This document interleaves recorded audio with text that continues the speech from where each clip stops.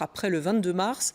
Ils sont une dizaine. La justice doit décider de les maintenir ou non en détention avec des mesures de sécurité importantes au palais de justice de Bruxelles.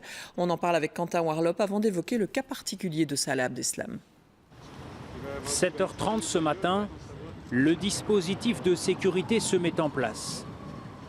Policiers, militaires et forces spéciales, ils sont nombreux. Le périmètre est bouclé. Contrôle d'identité pour rentrer d'un côté, circulation figée de l'autre. Pendant plusieurs dizaines de minutes, plus aucune voiture ne pourra passer.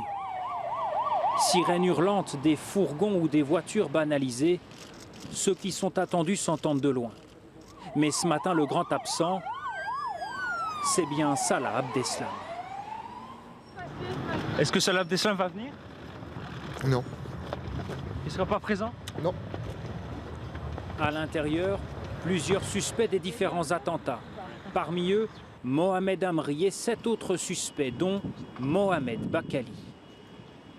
Je crois que l'élément capital en ce qui concerne M. Bakali, c'est que son ADN n'est pas retrouvé dans les appartements, qu'il a pourtant loué. Mais la question est de savoir, quand on vous demande de louer un appartement et qu'on vous interdit d'y entrer, et c'est pour ça qu'il n'y a pas son ADN, quel est votre rôle? Tous comparaissent devant la chambre du Conseil, mais dans 3 dossiers différents.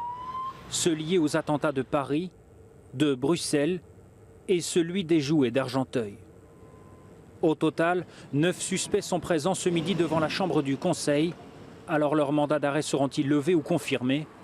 La réponse devrait être connue d'ici la fin de la journée. Quentin Warlop, que l'on rejoint devant le palais de justice de Bruxelles, chambre du Conseil donc pour Salah Abdeslam, avec une déclaration de son avocat. On l'entendra plus précisément dans un instant. Un mot tout d'abord sur la décision qui vient d'être rendue. Salah Abdeslam reste en prison, Quentin.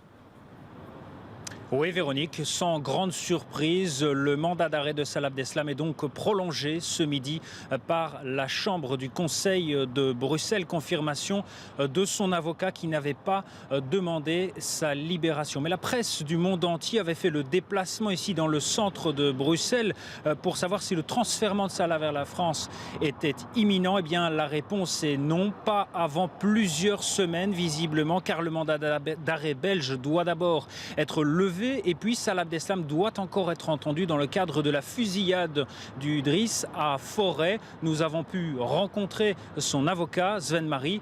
Je vous propose de l'écouter. Je voudrais simplement vous dire qu'aujourd'hui, on est donc passé dans le cadre du mandat d'arrêt belge, ce qui est la continuité du dossier français. C'est pour ça qu'il a été placé sous mandat d'arrêt, qu'il n'y a pas eu de plaidoirie en ce qui concerne bien évidemment une liberté.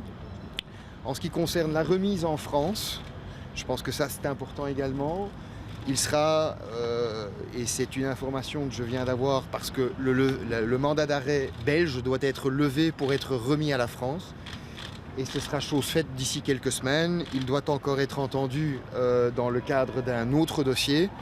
Et puis je pense que les choses vont se faire et la remise de la France se fera d'ici quelques semaines. Voilà une réaction recueillie par Quentin Warlop. Merci Quentin.